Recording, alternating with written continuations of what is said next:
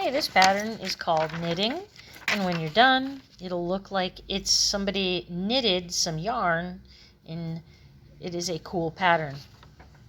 Has a little shading, as you can see the shading. Do that last.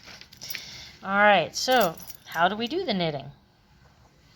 Well, like all the patterns, it takes practice, but it's pretty easy. You start with some humps.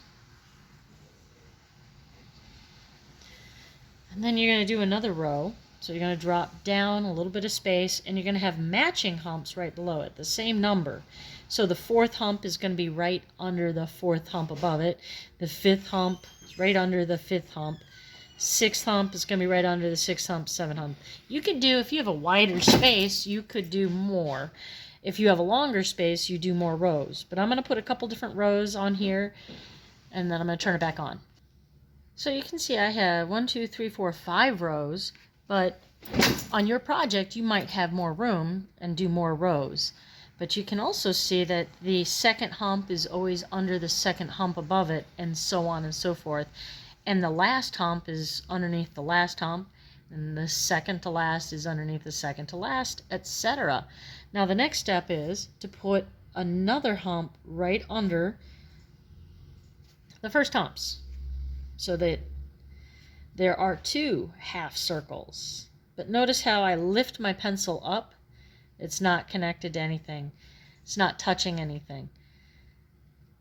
So I lift my pencil up each time. I don't draw a line to the next one. I lift up the pencil and put an arch under the hump. That's not touching anything.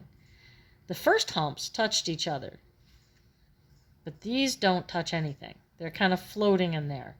I don't want a super thick space here, but I do want to have space there.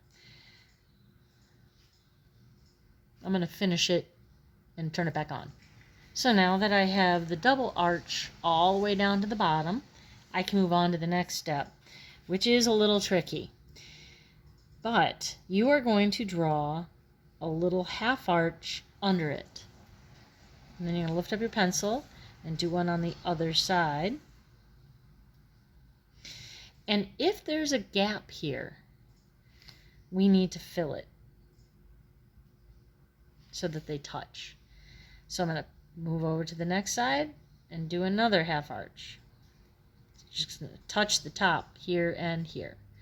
Now, if they don't touch down here, then you need to lengthen these lines so that they do.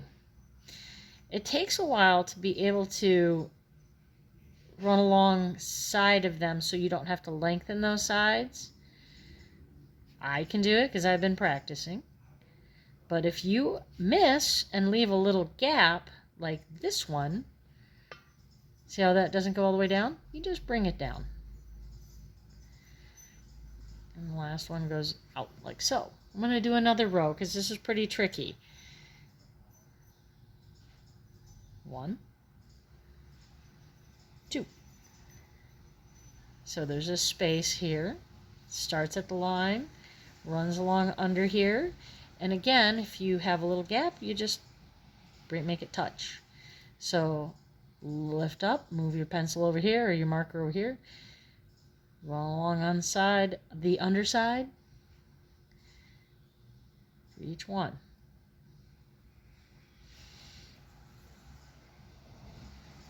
And again, if you accidentally don't have it touching, like here, then you just lengthen it so it just touches. You don't want it to cross over, but you can have it just touching.